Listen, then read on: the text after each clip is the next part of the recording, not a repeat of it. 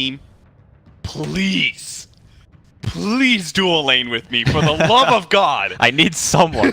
Because Shadow Shaman sucks against dual lanes, right? Yeah. He really likes solo offlaners, but he hates facing against more than one hero. So it's like it both covers the obvious weakness that you're exposed to, where you're just going to get shackled and take a ton of damage, and also kind of attacks a weakness of theirs, which is the fact that Shadow Shaman's a hero that's easily taken down to just two heroes. A lot of the time, what you end up seeing during the mid game is that hero like shackling somebody and realizing that the fight is lost, but he just kind of like sacrifices his own body. He's like, I'm gonna stop you guys from dying, but I'm really slow. I'm like 285 base moon speed or 280, can't remember. It's one of the two. And at that stage, you just have to be the sacrificial lamb. But going back to EG, going with the Mirana, I'm kind of curious as to, is this going to be a core Mirana? And the only reason I say that is because of Elder Titan. So a while ago, they changed the spirit. So obviously now it's the magic spirit itself that gives you the magic damage or magic resistance reduction. And then your physical hero is the thing that reduces armor. So what you can do is you can play around that with a Naga, obviously having the Radiance Burn and the Riptide. And plus, if you get a core Mirana, you have the Aghanims. So you have like this insane like amount of magical burst potential that you can throw out. And on top of everything else, they're just gonna throw a Pugna in the mix. So this is something, you know, did EG play in the first round? Yes, they did. Okay, they did. Played against and the team didn't do so bad. TNC. Oh, it was 1-1. That's right. Yep. I remember. It was 1-1. Yep. But, you know, clearly EG have a very different game plan from a lot of what we're seeing from the other teams. Yeah. And I'm curious to see it. EG, obviously a fantastic team. A lot of people see them at the very least being able to break top 8. I mean, you would kind of expect that coming in, given the year that they've had so far. And they've been top 3 the last 3 years, so. Of course. Who could forget?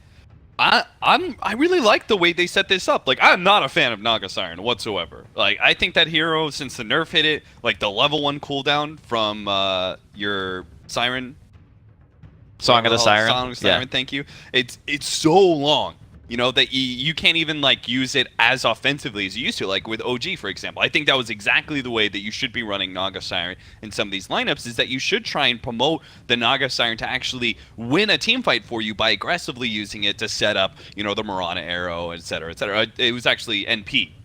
Not OG. NP was the one who actually did that so well, and I feel like this lineup kind of looks like it, right? With the Elder Titan, you've got the ultimate, you've got Mirana Arrow, you've got Pugna Ward into a blast as soon as they wake up. I feel like you can use this aggressively early on to give you a little bit of time and give you that free team fight, you know, a couple of kills there that can make a lot of difference in the game and give the Naga Siren a lot more space to be able to continue with her, you know, general Radiance rat build. I definitely agree with that idea, and also it's a complete 180 from the series that we saw earlier, where there was just a lack of wave clear on both sides. Like, a lot of those matches you look at and you say, okay, who's actually pushing the wave? Yeah. This game, every single one of EG's heroes can kill creeps. And that is just a tremendous amount of passive pressure that they're going to be applying to the lanes all the time. So we're talking about creating this space. You're going to see a lot of either Mirana, Pugna, or Elder Titan. These heroes are all pretty mobile.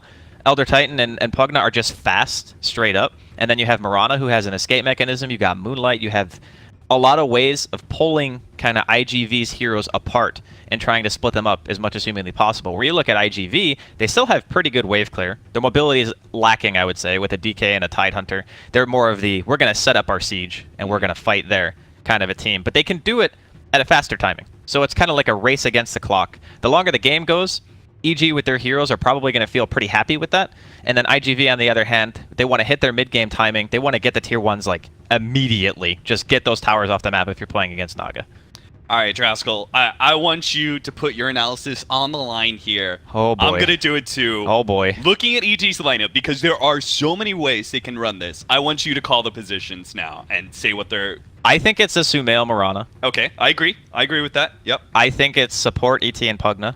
Okay, yeah, I agree with that as well. Obviously, and then safe lane Naga. Safe lane Naga. And then Universe's hero is last. Man, we're in sync, Draskell. We're in sync. I got the same ideas. It could be Elder Titan off lane in this scenario, but it could be. I feel like the last pick support is just not where most of the draft meta is right now. Right. Very rarely see it. I just saw like Infamous do like a switcheroo where they ran Elder Titan off lane and they picked up a Riki because they were facing a Storm Spirit. I personally, you know, Riki is really good versus Storm Spirit. I still did not feel like it was such a game-changing especially when you had the last pick. Yeah. It's like, don't you want that, mid versus mid match, or don't you want the safe lane countering, whatever? But that's the one reason why I'm kind of skeptical about the mid Mirana, because it's going up against a DK.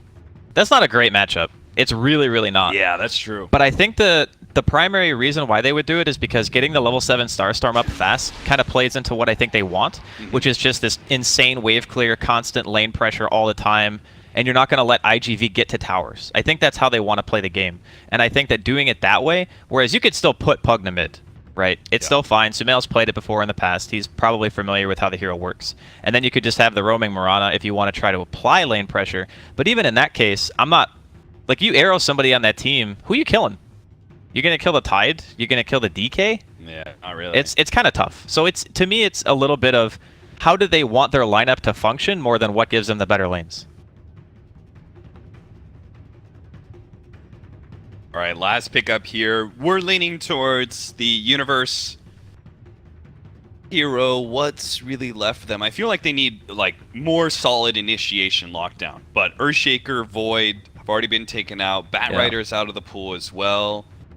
There's Legion Commander, and they could also just okay. Looks like we're gonna see it. And it's a Necro. All right. Well, it is Sumail Pugna. Yeah, they swapped it. Yeah, they swapped it around. So it's a support Anaga. Yeah. I was gonna ask you that question. How viable do you think support Naga Siren is? Because I don't know about you. I'm not feeling it. I think it's even worse than the core Naga because of the fact that the ultimate, you're just not going to get the same kind of levels as support. So that level 1 Song of Siren nerf hurts you even more. But I think that their lineup still has the longevity advantage. If the game drags on, Zai will eventually get items, and then you have to worry about the lane pressure, and IGV are pretty much... I would say this is a fairly all-in style of draft. You have insane team fight. You have Ravage, you have Call Down, you have the Darkness utility from Dogfights and the Night Stalker. Not Plague Wards, Mass Serpent Wards, and just...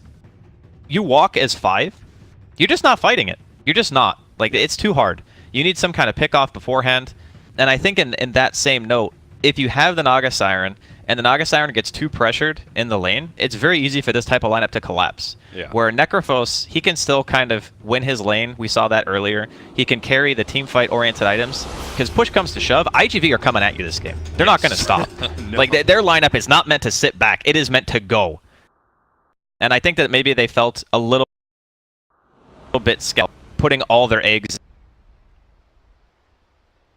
like a Siren Basket. Sense I was a big fan of the Gyrocopter pickup just because it did feel like EG's lineup was going to be pretty slow and pretty exposed to that very fast-paced carry that we saw so successfully run by CDEC, and that playstyle, where you use that carry, you get your farm in, you rotate out of your lane super early, put pressure on the enemy team, and here with this switcheroo, EG now running a Necrophos safe lane. Maybe it'll be able to deal with a bit better. It'll certainly be able to deal with Tidehunter very well. Yeah, he doesn't care about that hero at all. Yeah. Necro doesn't care about anyone, man. He's so good. He walks... I was trying to think about it earlier when we were talking about this. I was like, what are the most successful offlane heroes that I've run against Necrophos? And I was like, see, there's Nyx Assassin, he does the mana burn, but it doesn't matter. It doesn't matter if you mana burn him because he gets the right clicks in to be able to eventually get, eventually he's going to get CS to get the regen. So he's going to counter whatever mana burn that you do. Even if you keep him away from Death Pulse somehow, you still have to constantly outlast hit him to prevent the regen. Yeah, it's really tough. I think probably the best 1v1 option is Darkseer. Yeah. Just because you can push a lane so much harder than he can at the early stages that you can pull the creeps and get your advantage that way. But yeah, in general, he's just super strong. They are going to be chasing him out of lane here, though.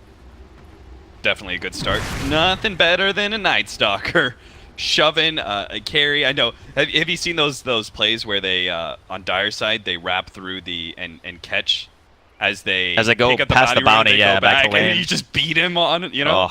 These 4 positions. That's what they're all about. They're all about just threatening some core in the beginning of the game and forcing something bad out of you. Sometimes it's sitting in the mid lane and just zoning him out if you're like a melee mid.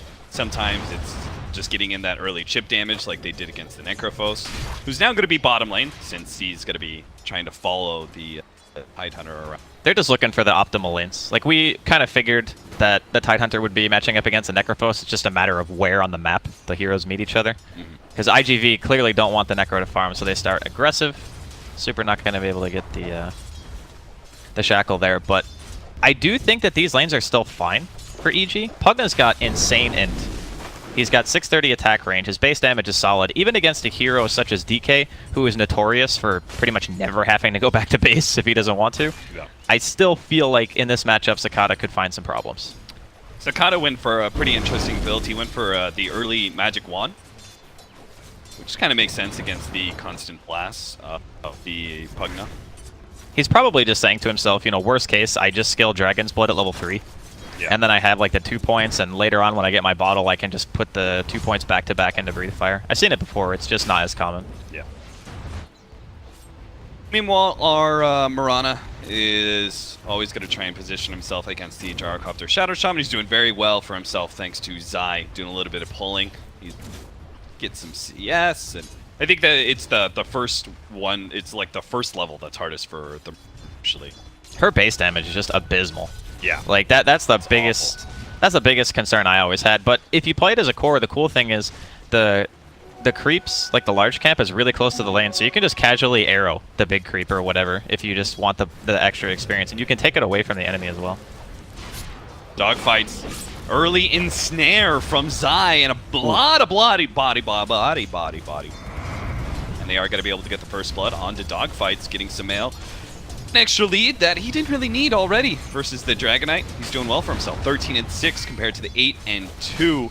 And you call it the Draskell. He's going to go for that second level of Dragon Blood just because he knows he's going to need every drop of that regen he can possibly get. The homing missile going to land on his eye here. Can they actually finish him up? Universe is not going to share that damage. He knows it's too dangerous against Super Shadow Shaman with the Shackles. So leaves his buddy support to die. Some CS in return. It's kind of interesting going back thinking about the Naga support in this situation. Because you think of like these ogres, these Night Stalkers, these really beefy early game come at me bro type of heroes. Yep. Naga's still got 6 armor. Obviously she doesn't hit as hard, but she can reduce your own armor. Her level 1 nuke still hits for 120. And she has a disable that scales by 1 second per level, which not a lot of heroes can say from a support position. At least if you're not like a Shadow Shaman, for example. And even his, it doesn't scale as well, and it's also a channel. So it's putting yourself at risk. Where the Naga Siren, you net a Night Stalker under the tower for 5 seconds, he's dead. So it kind of makes, I think, dogfights a little bit... Okay, arrow coming. Super didn't see that one coming. He is going to take a lot of damage. Looks like they are going to be able to bring him down. Zai is probably going to have to give up his life for it. Universe is actually going to stay and help tank, and they do manage to get the level 3 onto Zai, which helps him get out the mirror image, which might just allow him to survive until they get the Void on the correct one. Slow him down enough. Still, that meant a lot of extra damage that Universe was able to output on both of those heroes. That extra bit of survivability. So well played by him. Top lane, Crit does manage to snag the Bounty Rune away from in July. Attempted to contest. One of the best things you could do as an offlaner, right, is just go into that enemy jungle, grab the support's Bounty Rune, and then go back and grab your own. Yeah, it's like that, and getting your own pull always feels really nice. Yeah. And it's a lot to do with the support movement as well. Like, this game, EG supports have been rather mobile. They've been out and about, so... You can... I think if you're in July in this situation, you're still a little bit scared, but at the same time, you know, you're already level 4. It's only 4 minutes in. Another one. Super's going to get caught by the ensnare arrow combination again. They are really putting in the work for this off-lane Mirana. A lot of it helps that, you know, that starting setup. They're actually going to get another one here. They don't have the arrow, but they can just get a lot of damage chipped into Paparazzi. He needs to be careful. Like, if he gets netted again into another arrow and he doesn't use any of his regen, he could just die. I think he realizes this too, so he's going to back off. Start backing away. The wraparound here looks like the stomp not able to go off the Void. Comes out from dogfights, actually stops that channel. Will allow Sakata to get back to safety, and they've got a shrine ready to go, so pretty efficient use of this one. All 3 heroes needing it desperately. The more I think about this Naga support, the more it kind of feels perfect for this. So Rocket Barrage really only functions in a situation where you're only hitting one target. And the mirror image, you get the extra illusions on top of it. So sure, they die fast, but you're still eating a good chunk of that DPS output. Yeah, absolutely. Zai could be in trouble again here.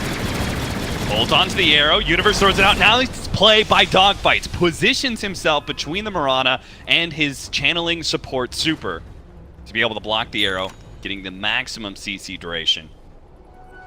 Zai in the process. Well, I just want to take a second to point out, and it feels like a constant theme with EG games, but my god, Sumail is owning his lane. He is like over a level higher. Yeah, he is definitely winning this one big time. And it's not like there's a roaming Mirana. I mean, sure, they killed Dogfights once when he came mid, but that's not the, that's not the mid player. Kata. Stun out. Super not able to get there in time for the shackles just yet. The Void slows him down a little bit longer. Super positions himself to dodge the stomp, but now with the Invis Rune, Sumail actually turns around. The Ensnare stopping the channeling there, and Zai gets at the face. They are going to be able to finish up Super with the Drain. Sumail now focused on Sakata, who's also going to end up going down here pretty quickly. Does manage to get the Void off. The stomp goes down, catching two. Paparazzi tried to get away, but not able to do so, and they just run over all of IGV. 3-7, Evil Geniuses win a huge fight around Sumail in that mid lane. That was a disaster. Like, the DK walked into an arrow in the river because they don't have any high ground vision on that side of the river. Like, their ward is kind of south of the tower. So they fought into potential fog high ground. They dropped a sentry because they really want to kill Sumail, but the problem is Pugnus just so fast. Yeah. He just walks away. And once he gets out of sentry range, he realizes he's fine. They get the turnaround. Universe manages to secure himself a couple of kills, and this whole time, Arteezy's top, he's just like, whatever. Just hitting some creeps. Not a big deal. Didn't even need a TP. Yeah, if they're worried about Sumail, Necrophos is also it's kind of like the exact same hero in many ways, right? It's a squishy intelligence hero that you could just blow up with a lot of magic damage most of the time, but you give him the space to be able to get his farm in the laning phase, he just becomes kind of unstoppable in a lot of situations. I'm kind of concerned for IGV right now because we talked to his middle lane. Oh, look at that blast! The extra magic damage from Decrepify. Sakata just gets blown up now. He does manage to get off a decent amount of heal. They're still going to go for it. Oh, the Ravage goes down. Oh my god. Doesn't manage to catch him. EG, they're going to try again, looks like, with the blast now. Moonlight Shadow's going to be good enough. They came in, tried to catch him with the Gyrocopter, but no. And this is just more and more space. More space for Mirana. Universe and Arteezy both loving life in the side lanes. So they get the tower. They are able to force a TP reaction. Ravage completely misses. They're going to go for Paparazzi here. Not sure if they can actually get the kill, though. But Sumail is just playing fearless. He doesn't have anything in this game that he is legitimately scared of. Yeah. And that is a real big problem, because when the Pugna feels like he can just walk up to your tower at any point in time and just throw out the blast, that's the game that he wants to play.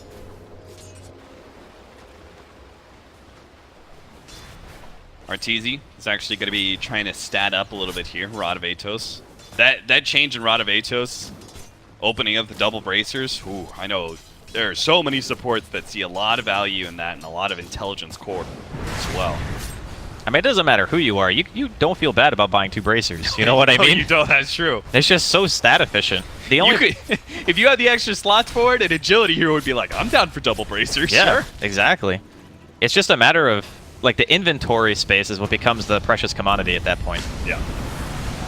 Oh, nice play. Sumail sets it up. Managed to get the Trapfy into the arrow, and IGV is falling apart here at the seams. They seem to have no ideas about how to be able to stop EG. I mean, look at Zai right now. He's just chilling out in the mid lane. Super far position. All of EG members, like every single one of them, are positioned super forward onto IGV's side of the map because they just don't really feel much threat. I think a lot of it just goes back to the laning phase and seeing how well Sumail did, which is not really much of a surprise on its own. Sakata gonna go for the TP here. Should be okay. But the bottom lane, they killed the Shadow Shaman twice in a 2v3. Yeah. And sure, Zai traded his life or whatever, but Universe was farming.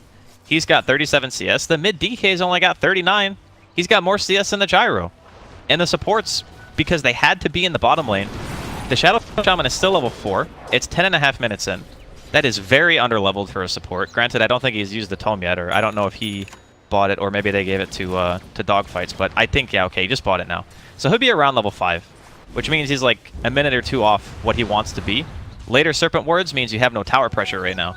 So they need to buy a little bit more time for those ultimates, wait for the next time that the Tide has mana, because Injuly is a little bit low at the moment, and they have to try to do something. They can't let the game keep running this course. Now they've got the level 10 on Pugna, which gives them a huge boost in survivability, 225 extra HP. He also has the Veil of Discord. He's got a regen cap. My god, that is the perfect rune for this type of game. It certainly is. He didn't even care about taking tower shots. Regen to work around with, good. Even getting some chip damage onto the tier 3s. Meanwhile, IGV, they still have kind of this slower lineup because they have a Tidehunter. Tidehunter naturally is more of a farming offlaner than most others. He's still trying to get his mech. Well, their lineup isn't supposed to be slow. That's the problem. Yeah. Like, you don't pick safe lane Gyro and a DK mid to not, you know, take objectives at the very least. You bring your Gyro and your DK to one lane. You say, okay, fight us or the tower's dead. That's kind of what you want. In July, getting a bit low there from the blast and the life drain. But I'm unsure as to how much time they actually have. Well, not much. It's looking like maybe, what, 4 or 5 blasts? Yeah, probably. Snail. They're finally going to make the initiation onto him. They do have the Ravage, but they're not going to try for it. Crit covers Sumail's tracks there. But this is still, like, commitment coming out from IGV that is resulting from 0 kills and really not letting up the pressure whatsoever. Man. They are going to be able to get the arrow onto Cicada. Sumail sits in the back, drains his life away. They do manage to catch Universe on the side here with a silence, but what a clap. And now the setup here. Crit throws out that Earth Splitter, let off the sleep. The Ravage goes off to be able to protect them. Maybe they can turn this around with the Gyrocopter ultimate dropping down. It just can't do enough. There is not enough damage on the table to kill any of the heroes of Evil Geniuses.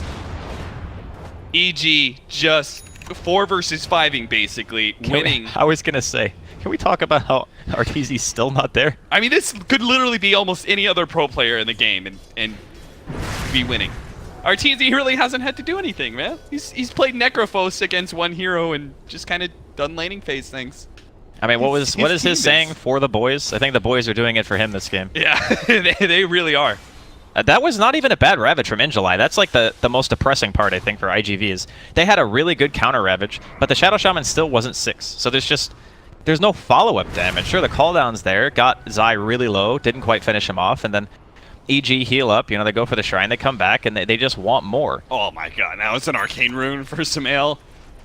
He's got his Ether, too. Oh no. Alright, bye-bye tier 3. IGV they gotta cook up a plan fast. Like, if they want to stop this, they actually have to go and, like, smoke and do something, but they don't have Dragon Eye ultimate, and they don't have Ravage. Yeah, no Ravage is the worst one, because EG realize, hey, we have, you know, at least a minute to be able to walk down to that lane and hit the tower. Could be longer if they actually get this kill on Paparazzi. Fortunately, he does manage to sidestep that arrow, but it may not be enough to save him. Zartizi finally comes in, the teamfight contribution, throwing down the Rod of Atos, still not enough, but... They do have Mass Serpent Wards now. Tower's gonna drop. Tier 3 down, and let's just keep going. Oh, they're gonna go for a wraparound. This is a nice idea. Yeah, the 2 supports. See if they can catch the back lines. Running Zai, but Cicada's already dead. This is the problem with the wraparound. If you are actually the ones getting initiated on, now you don't have your supporting crew. They're going in, but they don't have any cores. It's just Super sitting there on top of Ortiz, who's going to turn around and get the Reaper Scythe off. Actually doesn't manage to get the kill, though. And as a result, lacking a little bit in the regen factor. Rod of Atos and a clap. Damn. That is a dinosaur down and a disconnect to IGV. You might as well just tap out. That's the way I'm looking at this. This is just rough. go ahead and say, whoops, rage quit, GG, guys. This is Go next. So there's one, well, maybe more than one, but there's one thing in particular that I kind of wanted to talk about, I guess, since we have the pause. Looks like there will be a reconnect.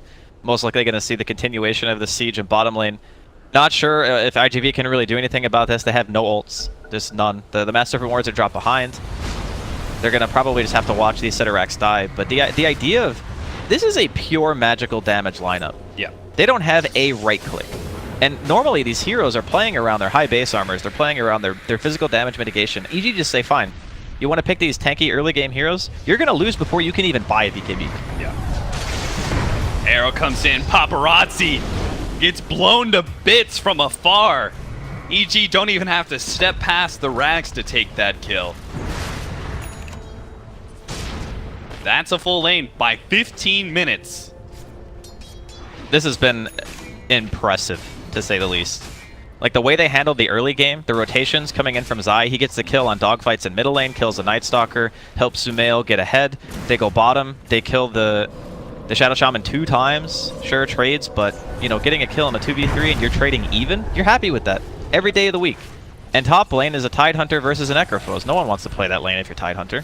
It just seems like EG managed to get the advantage in every single way. And this is kind of the result, is you don't see 14k net worth leads in a 15-minute game unless there has been a serious problem. Yeah. I mean, even that fight mid, it was just a disaster. They lose one hero, the DK walks into an arrow, then he dies.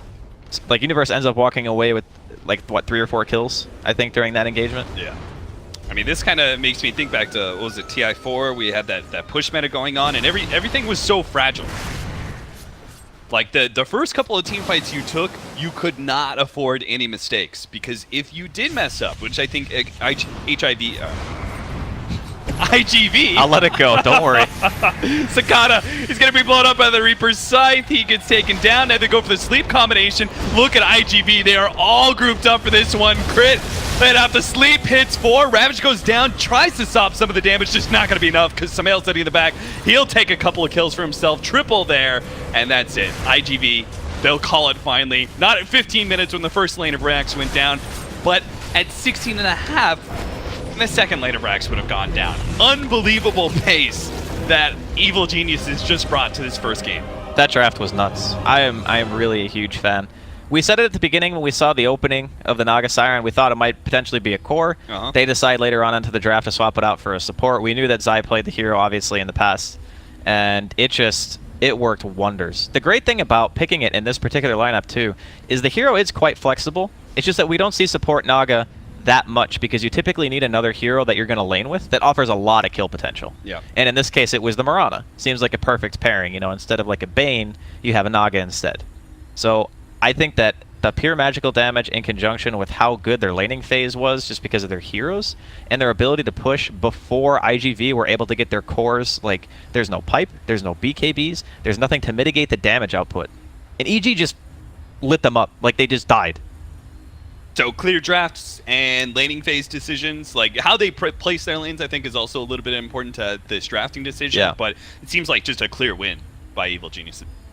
No argument here. That was nuts. All right, IGV. I know there's a better IGV there. I know there is. I know they can put a fight up to Evil Geniuses. So hopefully we can see that in game number 2 with just a little bit better of a drafting scenario for them. Take a quick break and we'll be back.